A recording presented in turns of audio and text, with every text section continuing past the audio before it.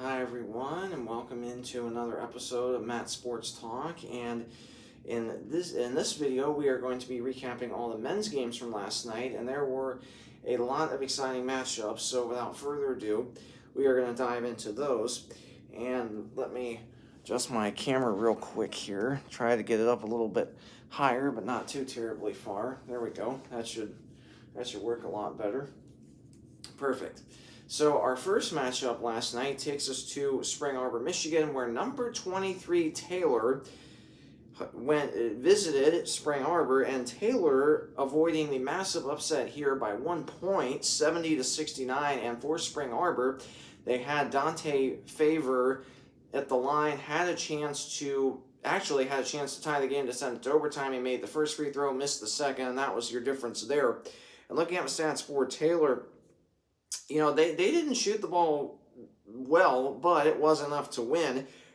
And for Taylor, they shot 36 from the field, just 29 from three, and they were really bad. I shouldn't say really bad, but they were not good at the free throw line, converting just 15 out of 28 for 53% compared to Spring Arbor, that was 19 of 27 at the line for 70%. So looking at the stats for Taylor, you had Pete Combs leading the way with 13 points, 5 of 8 shooting, 1 of 2 from downtown. He had 9 rebounds and an assist, though. 12 points for Isaiah Day, but he had 5 rebounds, 1 assist, and 3 blocks. So really, really good to see that. 9 points for Anthony McGee, 3 of 9 shooting, 2 of 6 from beyond the arc. He had 4 rebounds, 2 assists, 3 steals. 8 points for Carson Golden. 5 of the 8 were at the charity stripe. He had 3 assists, 1 steal, 2 rebounds. And Nate Paulberg struggled shooting. He ended with 7 points, though, which is pretty respectable. 4 rebounds, 2 assists, 1 steal for him. And off the bench, you had TJ Davidson, 13 points, 4 of 6 shooting. 3 of 3 of that was from beyond the arc. 2 of 3 at the charity stripe with 2 rebounds. You also had Anor Rogar with 2 rebounds plus an assist, and Levin, spelled Levin, Smith, he had 5 blocks, 2 assists, and 3 rebounds, so really, really good defensive effort there. And then you had Nathan Baker with 8 points, and he had 5 rebounds. And for Spring Arbor, they shot worse from the field at 33 and worse from 3 at 21. And leading the way for Spring Arbor, Dante Favor, spelled Favor, 7 of 11 shooting, so really, really good there. 5 of 8 at the line, 13 rebounds, 19 points, so a double-double for him. He had 4 blocks, 1 steal, and 2 assists as well. 16 points for Brandon Trilly with 14 rebounds, so a double-double once again for him. 5 of 10 shooting, 5 of 6 at the line. He had an assist, a steal, and a block. 6 points for Aiden Zank with 1 rebound. 15 points for Travis Grayson with 5 rebounds, 3 assists, 1 steal. 4 points for David Cundiff with 3 rebounds plus 3 assists. And then off the bench, you had Warwick Elder with 2 points. Both of that was at the free throw line, though. He had 2 rebounds, 3 points for Eli White with an assist, 3 points for Ty Reisky with an assist, and Brandon King had 4 rebounds, 1 steal in just 7 minutes of action, and that was your matchup there. And the next matchup takes us to Mount Vernon, Ohio, where Mount Vernon Nazarene hosted Goshen, and Mount Vernon, the winners here, 93-84. It was a lot closer than what most people would have expected. However, for Goshen, they played really well, and of course, Mount Vernon Nazarene was up double digits a couple of times. Goshen was able to come back from that. So looking at stats for the Maple Leafs, they were led by, in terms of their starters, 13 points each for Cameron Williams and Marcus Northern. Now for Cameron Williams, he had 13 points, off of 5 of 12 shooting, 13 points, 5 of 12 shooting, 7 assists, 5 rebounds, 1 steal. 10 points for Kevin Coda off 5 of 9 shooting with 12 rebounds, so a double-double for him. And he also had 2 assists and 1 steal. Only 1 point for Braden Allen, I apologize for getting a little tongue-tied there. 1 point for Braden Allen, which was at the charity stripe, though. 4 rebounds, 3 assists for him. 13 points I alluded to earlier. 13 points Marcus Northern with 10 rebounds. So 2 players for Goshen having a double-double. Marcus Northern also with 3 assists and only 2 points for Savion Williams, but he had 2 blocks, 1 assist, though. And then off the bench, you had 9 points for Deacon Hill off 3 of 5 shooting, which was all from beyond the arc. He also had an assist plus 2 steals. 3 points for Caleb Thompson with 2 rebounds, and 5 points for Joshua Gentry with 2 rebounds and an assist plus a steal and a block. And the big one off the bench for the Maple Leafs was Jacob Karlsson, 28 points, 9 of 15 shooting, 7 of 12 of that was from beyond the arc, 3 of 3 at the charity stripe, 2 assists, 3 rebounds, and a steal and a block. And Goshen shot really, really well all the way around. 43 from the field, 40 from 3. Now, they did really struggle at the free throw line, converting 7 out of 14 for 50%. Meanwhile, for MVNU, they shot worse from the field at 39, worse from 3 at 37, but way better at the free throw line, converting 26 out of 30 for 86%, so that was one big difference there. And for MVNU, they were led by Peyton Heiss, a career-high night, 32 points, 12 rebounds, 3 assists, 2 steals, 7 of 15 shooting, 5 of 10 from downtown, 13 of 14 at the charity stripe, so really, really good numbers there. Isaiah Brown, 9 points, off 3 of 10 shooting, 3 of 4 at the charity stripe, though, 3 rebounds plus an assist and a block. 8 points for Devin Dreyer, off 3 of 6 shooting, 2 of 2 at the line, 6 rebounds plus a steal and a block. And you also had Trent Koning, 16 points, 4 of 11 shooting, 4 of 8 of that was from beyond the arc. He was a perfect 4-4 at the charity stripe, 8 assists, 3 rebounds, 4 steals, though, so really, really good numbers there. And then you also had Abib, 14 points, 10 rebounds, so a double-double for Abib. 6 of 11 shooting, 2 of 6 from downtown. He had 4 assists, 2 steals, though. And then off the bench, you had B.D. Laurie with an assist plus a rebound. Grant Burkholder, 7 points, 1 rebound. 5 points for Reed Plattfoot with 4 rebounds, 2 assists, and 3 blocks, though. So really, really good numbers there. And then a pair of points for Kieran Granville with 4 rebounds. And that was your matchup there. And then the next matchup takes us to Fort Wayne, Indiana, where Receiving Votes Huntington faced off against St. Francis, and Huntington avoiding the upset here, 80-78 in overtime, I might add. So it was a really, really good game. And for Huntington, they were led by Cade Brenner, 22 points on the night for him, 6 of 13 shooting, 6 of 12 from downtown, 4 of 6 of the line. He had 2 rebounds, 1 assist, 2 steals, 7 points for Keelane Lassisi, 3 of 6 shooting, 6 rebounds for him. 17 points for Jackson Paul, 5 of 14 shooting. He was better at the charity stripe, going 7 for 11. He had 9 assists, 2 rebounds. And then you had 10 points for Miles Good, 4 of 9 shooting, 2 of 6 from downtown, 3 rebounds, 1 assist, 3 steals, though. 18 points for Caden Johnson leading the way, 8 of 14 shooting, 2 of 5 from downtown, 17 rebounds, so a double-double for him. He had 1 assist, though. And then off the bench, you had Max McCollum in 6 minutes of action with 2 rebounds. And then Wyatt Zepp in 3 minutes of action with a rebound. Jackson Jones, 5 minutes of playing time. He did not have any statistics. Taylor Metzger in 1 minute of action didn't have any statistics. Luke LaGrange in 3 minutes of action had 2 rebounds. And Landon Beagle, 6 points off the bench with 7 rebounds and 2 assists in just 18 minutes of action. So really good numbers there. Huntington shot 42 from the field, 34 from 3. Not great at the free throw line, converting 14 out of 23 for 60%. St. Francis shot better from the field at 44, better from 3 at 37, way better at the line, converting 9 out of 11 for 81%. And they were led by Mar Avance with 24 points, 10 of 14 shooting, 4 of 5 from downtown, 6 rebounds, 3 assists, 3 steals, 1 block. Also 24 points for Carson Rogers, 8 of 15 shooting, 7 of 9 at the charity stripe with 6 rebounds. And then you had Joe Reedy with 5 rebounds and a steal plus a block. Eugene Young Jr. with 2 rebounds and an assist, a steal, and a block. And then Jevin Lewis, 11 points with a rebound, 4 assists, 2 steals off the bench. Keyshawn McNeil, 5 points. And then Malachi King, 11 points off the bench. So really good to see that. King with 3 rebounds plus 2 steals. And 3 points for Braden Messenger with 4 rebounds. And that was your matchup there.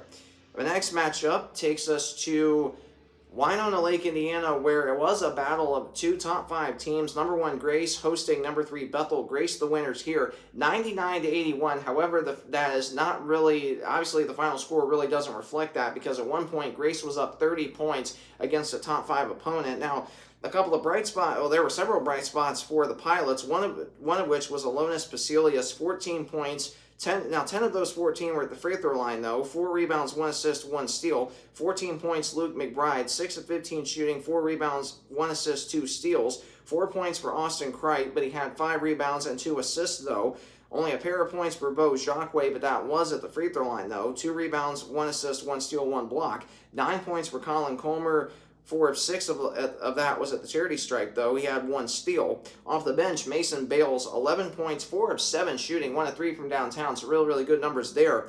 He also had 2 rebounds and 2 steals, though. And then you had 9 points for Carter Kent, 4 of 8 shooting with an assist. And Alex Ellenson, in 8 minutes of action, had 1 rebound. And Jameer Jefferson was the big spark for the Pilots off the bench. 18 points, 6 of 11 shooting, 6 of 8 at the line, 11 rebounds. So a double-double for him. He also had 2 assists and 2 steals, though. The Pilots struggled shooting from the floor at 37, struggled from 3 mightily at just 15. Pretty decent at the free throw line, converting 26 out of 37 for 70%. And for Grace, though, they were way better shooting from the field at 67%. And they were worse. Actually, they were better from 3, albeit not by a lot, at 30. And they were slightly better at the free throw line, converting 22 out of 28 for 70%. And Grace, man, they lit up the scoreboard. They really lit up the scoreboard, I should say. 27 points for Tyler Roush, leading the way. 11 of 11 shooting, 11 rebounds, 4 blocks, 1 assist. 12 points for Gage Sefton off 4 of 6 shooting, 4 of 5 at the line, 6 rebounds, 2 assists, 2 steals, 1 block. 9 points for Hunter Walston off 3 of 5 shooting. And so really not bad for him. 9 points off 3 of 5 shooting for Walston, 6 rebounds, 3 assists, 1 steal. And then 4 points for Grady Carpenter, which all 4 were at the free throw line, though. He had 3 rebounds, 2 assists, 2 blocks. Ian Rouse, 17 points, 7 of 11 shooting, 3 of 4 at the line, 4 assists, 2 rebounds, 1 steal. And then off the bench, really good balanced scoring for Michael Wellman, 8 points, 4 of 6 shooting with 2 rebounds. 9 points for Cannon Hauser off 4 of 6 shooting with 5 assists, 2 rebounds. 9 points for Gavin Benton off 3 of 7 shooting, 3 of 4 at the line, 2 rebounds plus a steal. And then Isaac Schultz in 1 minute of action had an assist. Caleb Harold in 3 minutes of action had a steal and a rebound. Luke Bricker, 9 minutes of action, had 1 assist. Seth Martin, 1 minute of action, did not have any statistics. And Cole Hayworth in 4 minutes of action had 4 points, 1 of 1 from the field, 2 of 2 at the line with 1 block. And that was your matchup there. And the final matchup takes us to Indianapolis, Indiana, where number 11 Indiana Wesleyan played Marion, and the Wildcats, no problem here, 91-64. The Wildcats go to 15-3 on the year, 5-3 in the conference, and they had some really good scoring, and they shot the ball really well as well. And then for the Wildcats, they were led by, at least in terms of starters, Cademan Bontrager, 16 points, 9 rebounds, 5 assists. He was 5 of 9 shooting, 1 of 3 from downtown, 5 of 7 at the line. You had 9 points for Jake Smith. He had 4 rebounds and an assist. 14 points for Millen McCartney off 5 of 8 shooting, 4 of 6 of that was from beyond the arc. He also had 6 rebounds and a steal, though. 8 points for Julius Gizzi. He had 5 assists, 3 steals, 2 rebounds. And then you had 6 points for DJ Moore, 2 of 5 shooting. He also had 7 assists, 3 steals, and 5 rebounds, though. So really good balanced numbers there. And then off the bench, you had Matthew Brown in 3 minutes of action, had a rebound and a steal. 7 points off the bench for Rocco Moratori, 2 of 2 shooting, 3 of 6 at the line, 6 rebounds, and 1 block. So really good numbers there, especially for the 7'3" redshirt junior. And then at 1 minute of action, Connor Hassong had played the last minute of the game, did not have any statistics. And then you had Noah Reed, 5 minutes of action, did not have any statistics either. And then in 3 minutes of action, Cliff Gashumba had 1 steal. And then Kevin Sakis, 13 points off the bench, 6 of 10 shooting with 10 rebounds, so a double-double for him. And then the big one off the bench, really no surprise here for the Wildcats, Isaac Andrews, 7 of 9 shooting, 2 of 3 from downtown, 2 of 3 at the line. He had 1 assist and 1 steal, though. The Wildcats were red hot from the field at 55%. Red hot from 3 as well at 50%, and really kind of struggled at the free throw line, converting 12 out of 19 for 63%. And Marion, though, was 5 of 8 at the line, converting for 62.5%, so pretty even there. The Knights shot worse from the field at 44%, but still not too terribly bad. Worse from 3 at 39%, so really not bad there either. And then the Knights were led by Dylan Moles, 22 points, 8 of 12 shooting, 4 of 6 from beyond the arc, 2 rebounds, 2 assists, 1 steal, 11 points for Josiah Augustin off 5 of 8 shooting, 2 rebounds, 3 assists, 1 steal, 1 block, 9 points for Ron Rutland III, 3 of 8 shooting, 2 of 3 of that was from downtown, 4 assists, 3 steals, 1 block, 1 rebound, 5 points for Aaron Humphrey Jr. with 2 rebounds and 2 assists though, and Aiden Franks, 8 points, he had 4 rebounds, 2 assists, 2 steals. Off the bench, Joshua Renfro, 5 points off 2 of 4 shooting. Luke Carroll, 4 points. He had 9 rebounds, though, so really, really good numbers there. And then Luke Lindemann had 2 rebounds and an assist and a steal. And then Blake Russell had an assist. And that was your matchup there. And that concludes recapping all the matchups on the men's side from last night. And previewing the games for Saturday, you have St. Francis at Spring Arbor, Marion at Receiving Votes Huntington, Mount Vernon Nazarene at Taylor, number 1 Grace at Goshen, and then America's Game of the Week, number 11 Indiana Wesleyan at number 3 Bethel, and that's going to be a game decided. Whoever wins that game will have sole possession of 3rd place in the Crossroads League standings, so that is a huge game for the Wildcats. And looking at the updated stats, the only two teams left undefeated on their home floor. Grace, obviously, 18-0 on the year, 8-0 in the conference. And then Taylor, 7-1 in the conference now, 7-0 at home. And then the only team that has not won a game on the road this year is Marion. They are 0-5 on the road. And then, of course, you have, so Grace the 1 seed at 8-0, Taylor the 2 at 7-1. They were projected 7, so obviously that's a big shock. Bethel the 3 at 6-2. Indiana Wesleyan still solely the 4 seed at 5-3. Huntington solely the 5 seed at 4-4 because of the head-to-head tiebreaker over Mount Vernon Nazarene. Mount Vernon Nazarene the 6 seed at 4-4, and then you have a 3-way tie for 7th, 8th, and 9th. For those final 2 playoff spots, of course, the top 8 teams make the Crossroads League tournament, and right now that is a battle between Spring Arbor, St. Francis, and Marion, all 2-6 respectively in the conference, so that is quite a battle. And then, of course, Goshen 0-8 in the conference as well. So the good news for the Wildcats is for that number 4 seed, they do have a 3-game lead over Spring Arbor, St. Francis, and Marion, and all 3 of those teams they beat the first matchup.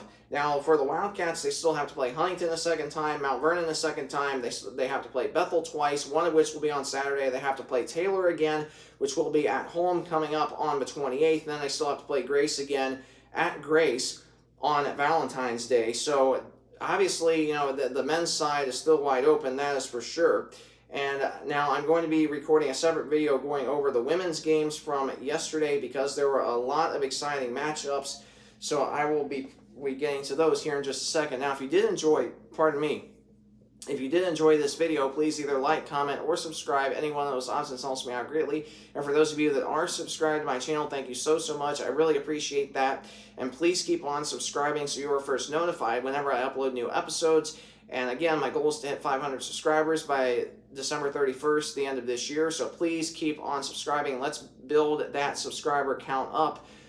And I really hope that you are enjoying my content, that you found it super helpful, and that it's been super informative to you as well. So thanks for tuning in this video. Have a great rest of your day, and I will see you in the next video. God bless.